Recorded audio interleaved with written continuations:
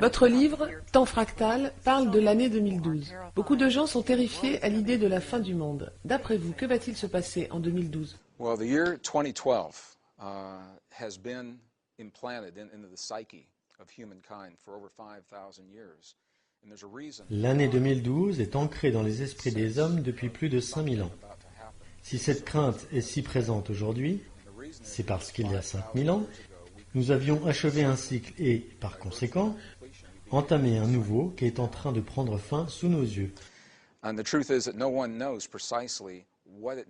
réalité, personne ne sait précisément ce qu'implique la fin d'un cycle, car au fil des civilisations et du temps, les conséquences sont oubliées. J'aimerais donc commencer par quelques faits.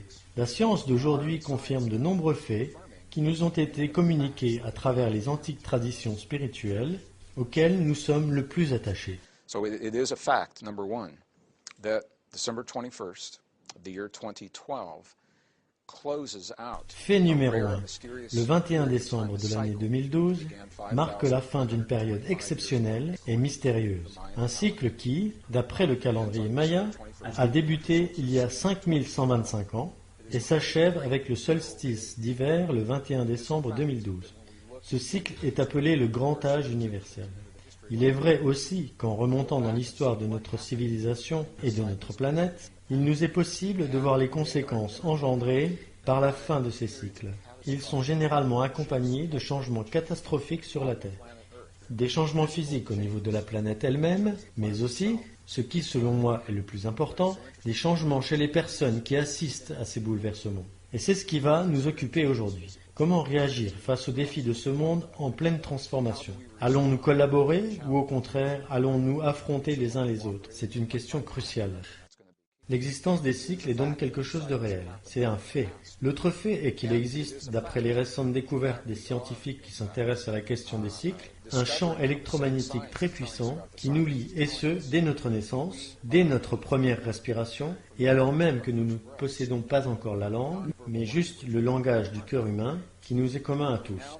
Nous savons à présent qu'il s'agit là, en fait, d'un champ électromagnétique très puissant qui nous unit.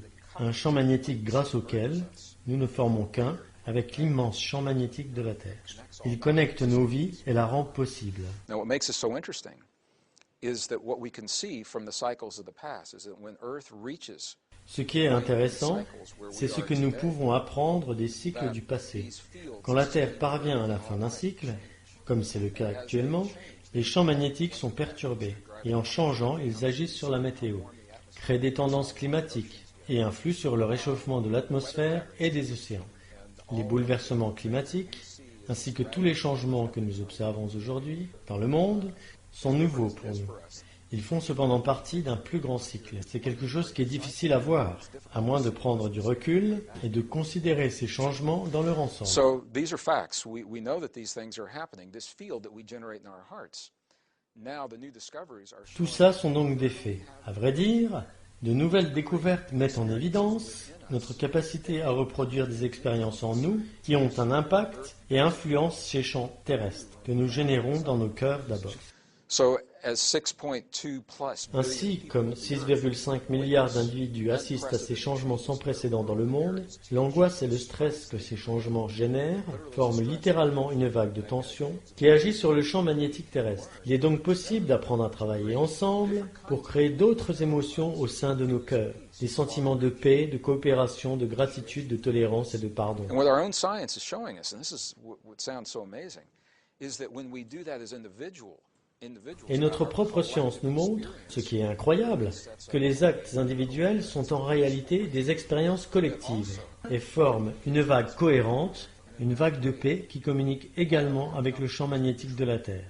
C'est pourquoi nous pouvons tous participer considérablement et de façon positive à la manière dont nous vivons les changements de cycle.